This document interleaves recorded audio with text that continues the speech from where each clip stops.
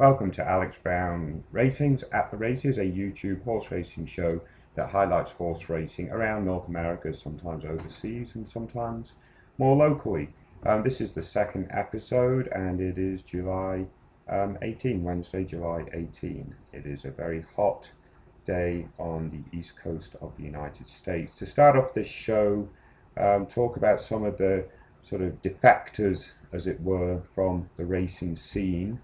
Unfortunately, we heard yesterday that Went the Day Well, who was third in the or fourth in the Kentucky Derby, fast closing in the Derby. The Sparrow Stakes winner has some kind of bone bruising and will be out for the remainder of the year. But hopefully he'll return as a 4-year-old and return stronger.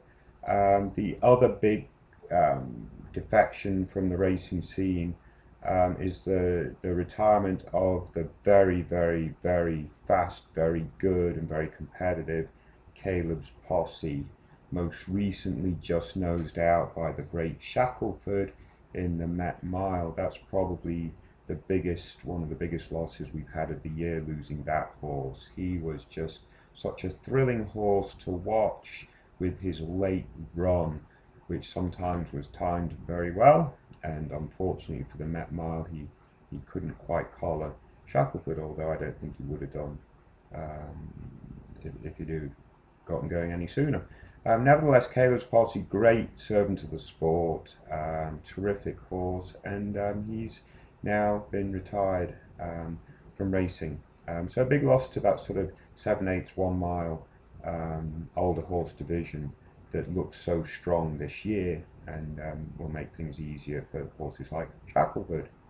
The other sort of more short-term losses, Bodemeister has gotten sick or has a temperature or something going on over there in California. Anyway, he will no longer be contesting the Haskell Stakes, which is another shame. That race has really lost its marquee horses to this point. It was going to be the showdown between Union Rags and Bodemeister, neither of which are now competing, unfortunately. Possibly Painter, Bob Baffert's other real speedy horse, will sub for Bodemeister in the Haskell if he doesn't go for the Jim Dandy. The Haskell may attract Dullahan, Hanson and some others, so hopefully it's still a very good race, but certainly lost its marquee players. And obviously the sort of what's going on in the Haskell is also going to affect what's going on in the Jim Dandy, as both races in essence serve as a springboard. You hate to say prep race because the Haskell's a grade 1, but a springboard, we'll call it, to the Travers Stakes at the end of the Saratoga meet. So some things going on in the 3-year-old division that we need to keep an eye on. Also, last week, Delaware Park, I'll talk a little bit about the Great Delaware Park in this episode. Last week saw Grace Hall dominate the Delaware Park Oaks. She's already a grade 1 stakes winner, and a very good 3-year-old filly. Will compete for top honours in that division again this year. And I presume coming out of winning the Delaware Oaks, she will now be pointed to the Alabama Stakes, which will be the sort of marquee Saratoga race for these 3-year-old fillies. So we'll look for a nice repeat performance from Grace Hall, hopefully in the Alabama, where she will probably face Believe You Can, who beat her in the Kentucky Oaks under Rosie Napravnik. That would be an interesting matchup. The other race that'll be used as a springboard for the Alabama will be the Coaching Club America Oaks, run this weekend. Oddly enough, at Saratoga. We're used to seeing that race run at Belmont, but it's going to be at Saratoga. Doesn't look like it to be an overly strong field, but maybe I just don't really know these horses as well as I need to. Maybe Grace Hall could have won that race too, but that is the CCA Oaks at Belmont is a grade 1 stake.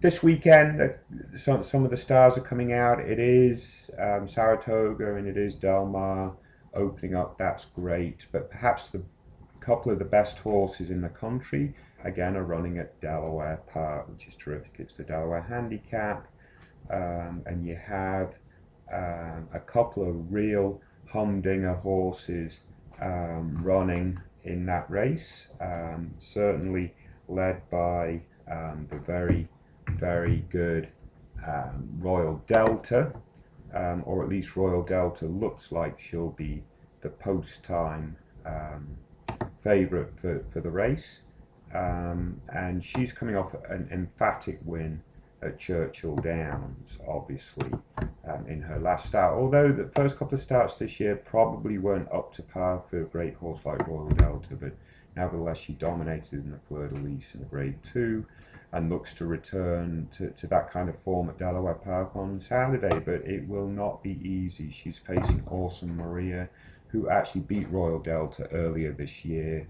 Awesome Maria ran a subpar race last time, but prior to that was on a long, decent winning streak. So looks like Delaware Park's done it again, attracted the top two older mares to their race. Obviously last year the Delaware Park Handicap attracted a great Blind Luck, the well-travelled Blind Luck, who defeated the eventual horse of the year, Havre de Grace. So a terrific race last year, and possibly that can be repeated this year. Probably will be a short field this year, the 7 entries, and maybe 5 or 6 will go to post. We'll see. Mike Smith back on board Royal Delta, so that will be very good, very exciting for Delaware Park.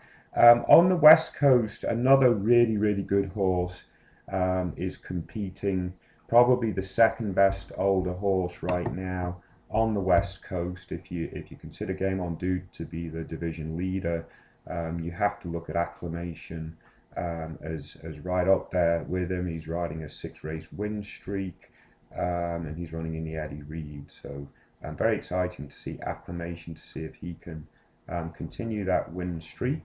I guess if the jockey keeps the stick down, because he doesn't want the stick, something like that, he can keep winning. So some exciting racing coming up this weekend, Delaware Park, and certainly stuff going on in Saratoga and Del Mar. It's summertime, it's hot, but nevertheless this is the time of year that things start boiling up for some terrific racing. I want to finish up this episode by just highlighting a little bit of what went on last weekend off the racetrack racing, but on a racetrack with off-track thoroughbreds, and that was a Pimlico show. What a fantastic event that was.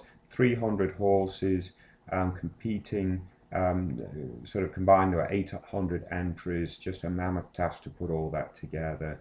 But 300 off-track thoroughbreds competing. I mean, I was there at the show. There are no words to describe how successful that show was, and I really believe a game changer in terms of really impressing people on how much these sort of off-track thoroughbreds can do, and so on and so forth. It was just a great event, and I think that event itself will spark further events, similar events, and really push the off-track thoroughbreds. Certainly here at Fair Hill, we're starting to plan for an event October 27th and 28th from Furlongs to Fences, so that will be very fun too. Anyway, lots of good stuff going on in the horse racing world. Exciting weekend ahead, but certainly a little bit sort of undermined by some of the defections from the racing ranks. Fair play to Caleb's posse, what a great career he's had. Hopefully Went the Day Well will return next year and be stronger for a 4-year-old campaign, and hopefully Bodemeister will recover from his temperature or whatever it is he's dealing with and be back to the races this fall, so we can see how good this horse really is. That's it. We'll be back again next week. Thank you.